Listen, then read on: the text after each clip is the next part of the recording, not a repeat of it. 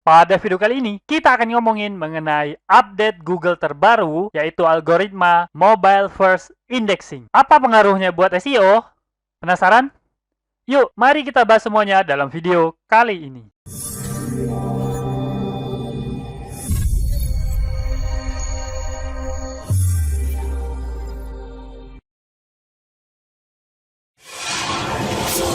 Assalamualaikum warahmatullahi wabarakatuh. Ketemu lagi bersama saya, Kanada Kurniawan, dan masih di channel kita, Pro Jasa Web. Pada kesempatan kali ini, kita akan ngomongin tentang Mobile First Indexing.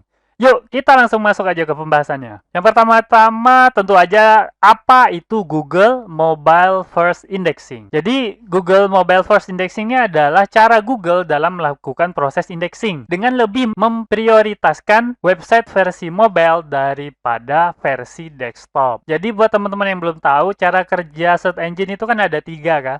Yang pertama itu adalah crawling, kemudian indexing, yang terakhir itu adalah ranking. Nah, mobile first indexing ini tentu aja mempengaruhi cara kerja search engine yang kedua, yaitu proses indexing. Nantinya, proses mobile first indexing ini sampai kepada tahap di mana menggunakan full versi mobile tanpa mempertimbangkan versi desktop. Jadi buat teman-teman yang websitenya masih versi desktop, tidak memiliki versi mobile, teman-teman harus segera memeriksa ya, atau bahkan mendesain ulang website teman-teman, karena ini bakal besar banget pengaruhnya. Kalau teman-teman nggak punya versi mobile, maka website teman-teman nggak akan bisa muncul di halaman pencarian Google. Oke, sekarang kapan mobile first indexing diterapkan? Nah, jadi ini udah lama banget sebenarnya. Ide tentang mobile first indexing itu mulai di tahun 2016. Jadi ada berapa tahun tuh? 5 tahun yang lalu kira-kira. Itu pada bulan November, tanggal 4 tepatnya. Nah, kemudian tanggal 1 Juli tahun 2019, berarti 2 tahun yang lalu ya, pengindeksan yang memprioritaskan situs mobile itu diaktifkan secara default untuk semua situs baru. Jadi situs-situs lama belum pakai mobile first indexing. Itu tahun 2019. Nah, kemudian tahun lalu itu ada kabar bahwa Google mengumumkan akan menerapkan mobile first indexing pada bulan September tahun 2020. Nah, udah lewat dong ya. Tapi ternyata ini nggak jadi ya. Karena apa? Karena gara-gara bencana COVID-19 itu kan luar biasa ya pengaruhnya. Besar banget. Banyak sekali bisnis-bisnis yang mengalami kesusahan. Dan Google pun tidak mau ikut serta menjadi kesusahan tersebut ya. Jadi mobile first indexing ini diundur penerapannya hingga pada bulan Maret tahun 2021. Jadi buat teman-teman yang kira-kira sekarang itu mengalami penurunan atau mengalami masalah pada kunjungan Google-nya, kunjungan yang berasal dari search engine, maka bisa jadi itu merupakan dampak mobile first indexing. Tapi ada juga website-website yang saat ini mengalami kenaikan drastis gitu ya, karena pesaing-pesaingnya dari sisi desktop website itu banyak yang tumbang gitu ya. Oke.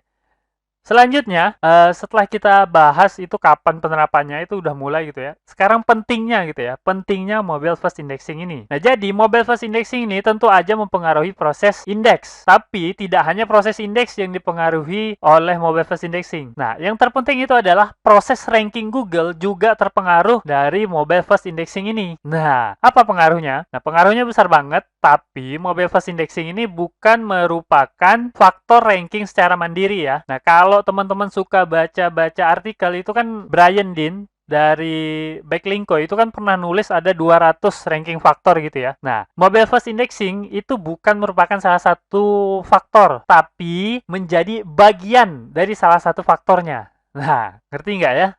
Kita coba jelasin lebih dalam ya. Nah, jadi teman-teman harus tahu bahwa faktor ranking itu jumlahnya ratusan atau bahkan ribuan. Karena sekarang itu pakai machine learning, jadi kita udah nggak tahu lagi. Faktor rankingnya bisa jadi ribuan atau bahkan lebih banyak lagi gitu ya.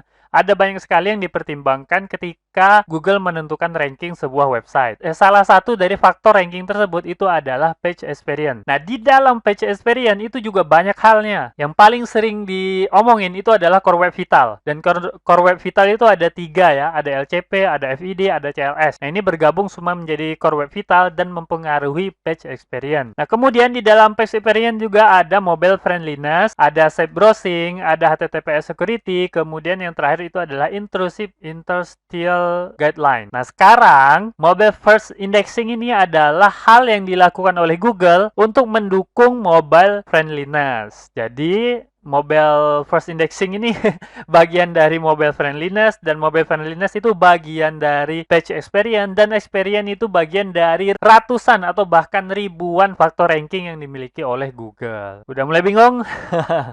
Oke, kita coba lihat gambarnya lah ya. Nah, ini ya kira-kira. Nah, yang biru ini adalah page experience, dan page experience ini ada banyak isinya. Nah, kemudian ada mobile friendliness, dan mobile first indexing itu adalah merupakan bagian dari mobile friendliness. Oke, saya harapkan udah ngerti ya pentingnya mobile first indexing ini. Nah, kita langsung masuk bagaimana cara mengoptimasi mobile first indexing ini. Yang pertama, Google menyarankan pastikan Googlebot dapat mengakses dan merender konten teman-teman. Jadi, teman-teman cek lah ya robot TXT-nya, kemudian pastikan website versi mobile teman-teman itu bisa diakses, dirender dengan baik dan benar gitu ya. Jangan sampai ketika teman-teman akses itu acak-acakan tampilannya. Nah, kemudian pastikan konten di desktop dan di mobile itu sama. Jangan sampai konten mobile teman-teman itu lebih sedikit daripada konten desktop. Nah, karena apa? Karena rankingnya itu diukur dari konten mobilenya. Kalau konten mobilenya itu kontennya sedikit, ya bisa kena minimum konten ya.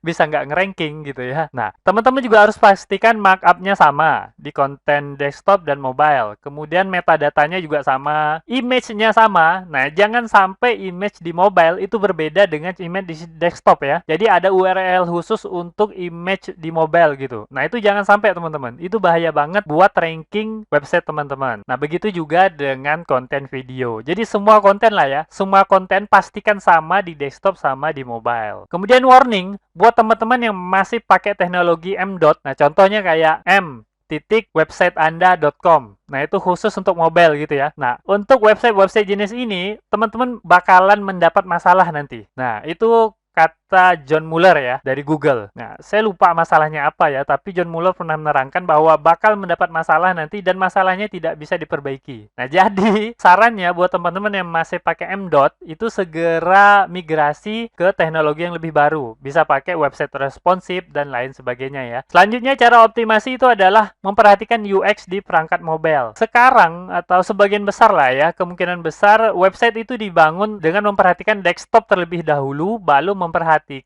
mobilenya. Kebanyakan seperti itu. Apalagi teman-teman yang pakai WordPress gitu ya. WordPress itu sebagian besar temanya itu diperuntukkan untuk desktop, kemudian baru dikasih beberapa fitur agar mampu diakses melalui mobile. Nah, tapi teman-teman perhatiin lagi gitu ya, di WordPress gimana UX-nya gitu. Kalau bisa teman-teman itu menggunakan pendekatan mobile dulu baru desktop gitu ya. Teman-teman permak dulu website versi mobilenya, kemudian baru desktopnya mengikuti gitu. Jangan sampai desktopnya dulu yang keren, tapi ketika dibuka pakai mobile itu jelek gitu tampilannya, atau acak-acakan. Nah, itu bahaya banget. Jadi teman-teman harus perhatikan UX. Yang belum tahu UX itu apa, user experience ya, pengalaman pengguna maksudnya. Jadi pengalaman pengunjung website teman-teman. Kemudian lakukan, ini yang terakhir ya, lakukan uji coba mobile friendliness. Nah, gimana caranya? Nah, Google udah menyediakan website untuk menguji coba mobile friendliness ini. Alamatnya di sini. Nah, teman-teman tinggal akses, kemudian masukin website teman-teman. Nah, setelah itu tekan enter, dan teman-teman akan melihat apakah website teman-teman ini udah cukup mobile friendliness. Nah, kalau misalnya udah, ya alhamdulillah. Kalau belum, nanti akan ada beberapa saran yang bisa teman-teman lakukan untuk membuat website teman-teman lebih mobile friendly. Oke? Mungkin itu ya, mungkin itu yang bisa saya sampaikan. Kita sampai pada kesimpulan. Jadi simpulannya, saat ini segera pastikan website teman-teman itu tidak terkena dampak buruk dari mobile first indexing ini. Karena memang bulan Maret ya, algoritma ini mulai diterapkan. Jadi segera cek. Nah, kalau ternyata teman-teman itu terkena dampak, maka teman-teman bisa lakukan beberapa trik yang udah saya sebutkan sebelumnya. Oke? Mungkin itu yang bisa saya sampaikan. Semoga aja video ini dapat bermanfaat buat teman-teman. Dan saya akhiri. Assalamualaikum warahmatullahi wabarakatuh. Oke, seperti biasa, jika ada yang salah dari apa yang saya sampaikan, tolong teman-teman ingatin ya. Jangan sampai nggak diingatin, supaya saya dapat melakukan perbaikan pada channel ini dan pada diri saya sendiri. Dan jika ada pendapat yang berbeda, teman-teman bisa masukin ke kolom komentar supaya kita bisa berdiskusi. Jika ada masukan, teman-teman jangan sungkan untuk menyampaikannya, karena saya sangat terbuka dengan segala macam masukan. Dan jika teman-teman memiliki usulan pembahasan, cantumkan juga di kolom komentar, supaya semua usulan teman-teman dapat saya wujudkan dalam bentuk video. Buat yang belum tahu, video ini adalah bagian dari program Akademi Projasa Web, tempat di mana teman-teman bisa belajar digital marketing secara gratis. Caranya mudah, cukup kunjungi projasaweb.com/akademi. Ada ratusan artikel dan video yang dapat teman-teman pelajari. Jika ada pertanyaan mengenai materi, teman-teman tinggal hubungi saya melalui email info@projasaweb.com. Gratis tanpa biaya apapun. Harapannya dengan program ini semakin banyak orang yang memahami digital marketing. Saya percaya jika semakin banyak orang yang paham digital marketing, maka ekonomi kita juga akan semakin baik. Yuk dukung program ini dengan cara subscribe dan share video ini, serta mengunjungi Projasa Web Academy.